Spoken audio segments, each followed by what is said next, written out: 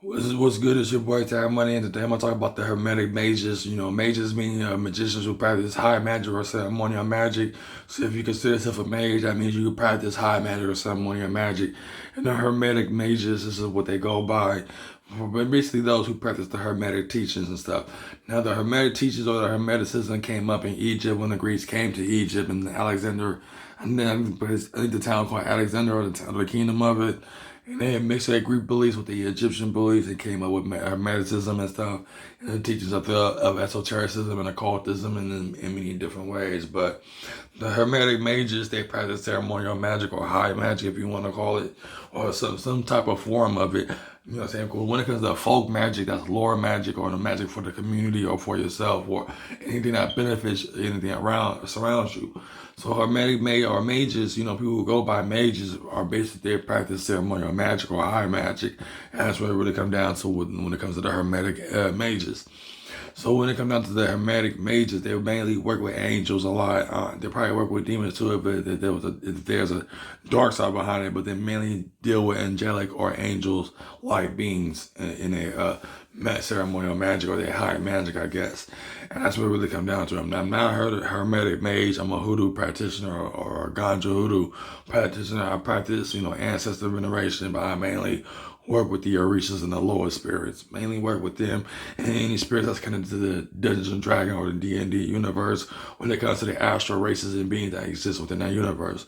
Because if you look at Dungeons and Dragons, they are considered the forgotten realms that people forgot about, and we mainly focus on extraterrestrials and stuff, which is understandable in any means, but I mainly focus on the forgotten realms of astral beings like elf, dwarves, and orcs and all them, even tieflings and all them other astral races. But when it comes to Hermetic mages, back on the topic is that the Hermetic mages, they mainly work with angels and they work with high ceremonial magic or high magic in general. And that's what really a mage is. You know what I'm saying? There's plenty of other mages videos I'm gonna come out to as well to explain more.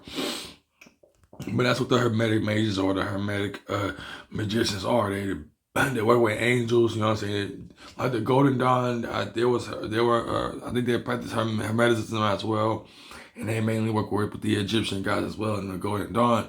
But the Hermetic mages, they try to work with different entities, but they mainly work with angels and possibly demons too, depending on what type of practice they choose. But mainly angels and demons that the Hermetic mages work with, which is called which is considered a higher ceremonial magic,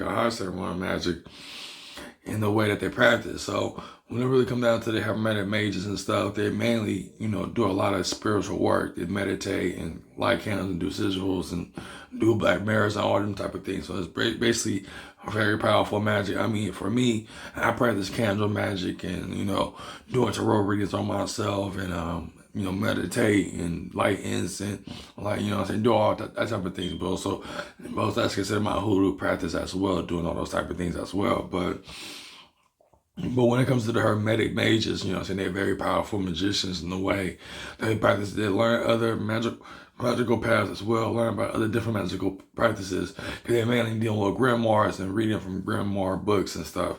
And Hermetic mages do work with a lot of grimoire books. Or any type of grimoire they can find to work with.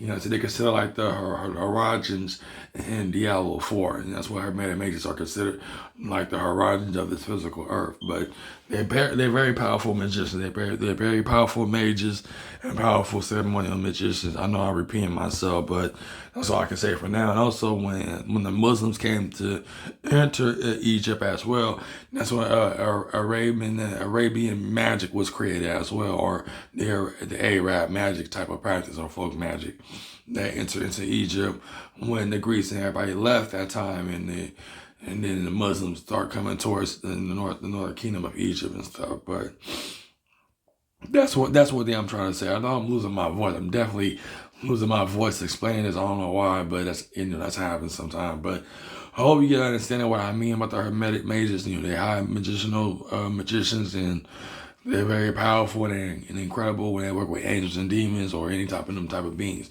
They do work with like deities or pagan gods and stuff like that, but not too much. That's not their main practice.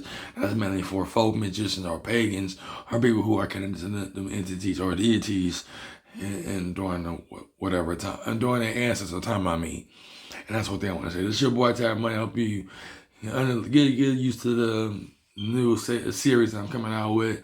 So I'm gonna have to come back to explain more, but I already think I explained already what I need to explain. So that's one thing. So this is your boy Tad. I hope you enjoy. So peace.